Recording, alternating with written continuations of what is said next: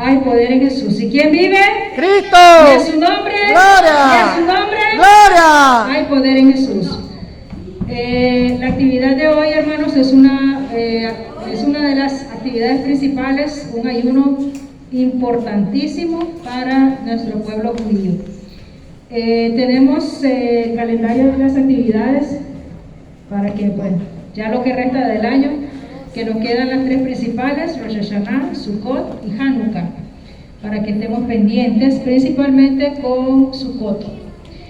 Lo que estamos conmemorando hoy se llama Tisha B'Av o Tisha B'Av. Es el principal día de ayuno y de abstinencia en el judaísmo.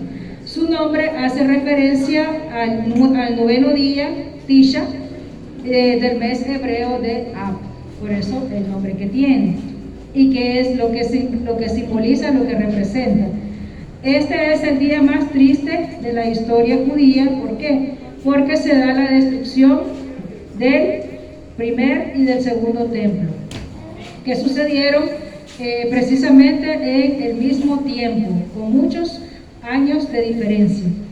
La destrucción del primer templo, que fue construido en el siglo X por el rey Salomón, sabemos, ¿verdad?, que fue el rey Salomón. ¿Por qué? Porque durante el reinado del rey David, él vino recolectando, podríamos decir, él vino juntando todas las cosas preciosas que él quería que estuvieran en el templo: madera fina, olorosa, oro, plata, piedras preciosas.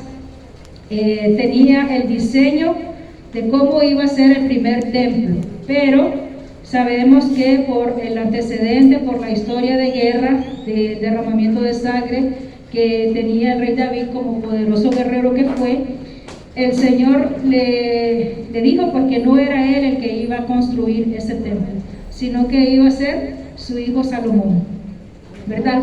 Y también pues como me parece una pequeña revelación que tuvieron los pastores, que el Señor pues no hubiera querido, deseado de que algo que construyó el rey David con mucho amor, con mucho empeño, más adelante iba a ser destruido.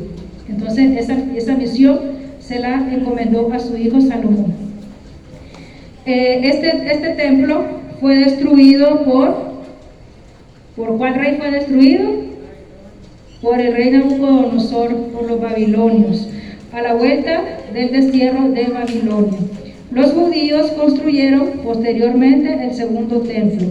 Con la llegada de Herodes el Grande al trono de Judea en el año 40 a.C., Jerusalén se transforma en una ciudad, como podríamos decir, pomposa, llena de palacios, llena de lujos, llena de edificios y todo parecido a lo que es el estilo romano.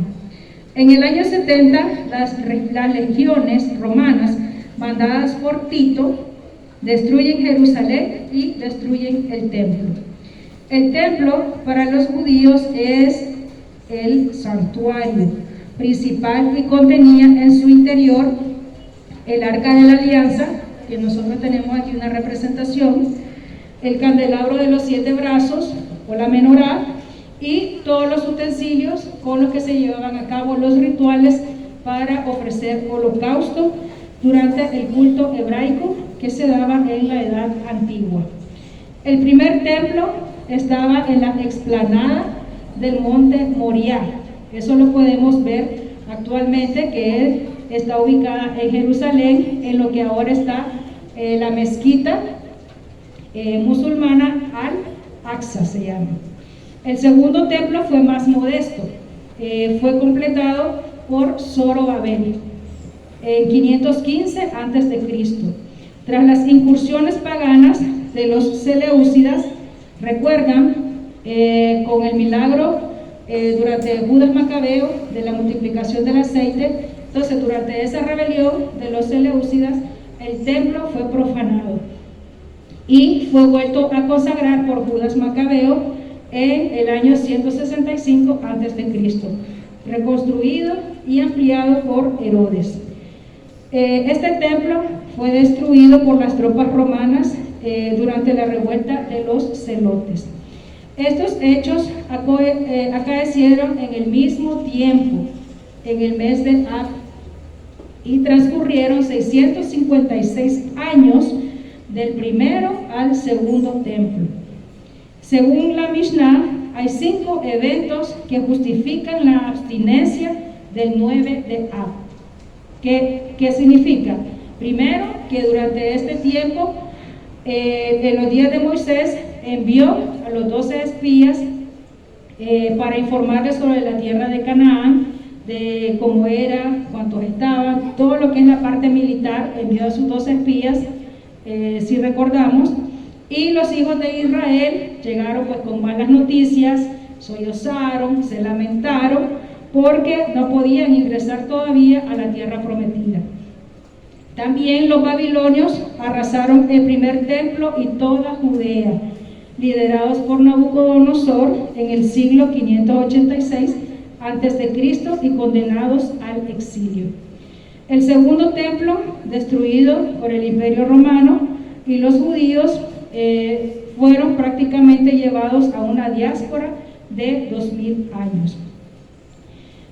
Tras la caída de Jerusalén en el año 70, su resurgimiento fue un año después, y la revuelta de Simón Bar Kokhba contra Roma, que fracasaron en esa lucha que ellos intentaron contra los romanos y fueron asesinados. Todos estos acontecimientos en diferentes tiempos fueron en el mismo mes de Ab. Por eso es que se hacen muchas abstinencias. ¿Cuáles son las reflexiones que se deben hacer durante este tiempo? Al igual que en Yom Kippur, no hay que arreglarse, no se lee la Torá, porque recordemos que leer la Torá para los judíos es un deleite, es un placer, es algo que te llena de alegría, estudiar la palabra del Señor. Pero se permite leer el libro de Lamentaciones, el libro de Jeremías y el libro de Job. ¿Por qué? Porque todos estos libros lo que te dicen es la destrucción que el Señor viene diciendo sobre Jerusalén por la misma rebeldía y desobediencia del pueblo.